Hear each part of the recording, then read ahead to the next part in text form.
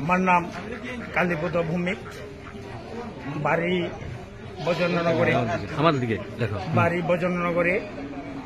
আমি x PI retired person. তো আমার কিছু কৃষি জমি আছে, আমি এগুলি দেখাশোনা করি।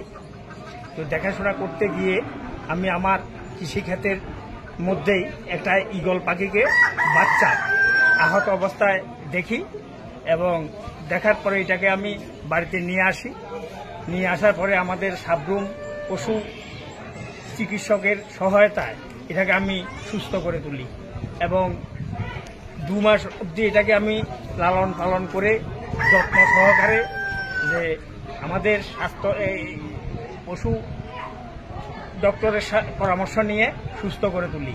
তো যখন আমার মনে হবে যে এটা পুরা সুস্থ হয়ে গেছে, তখন এটা আমি আবার তার বনের পরিবেশে আমি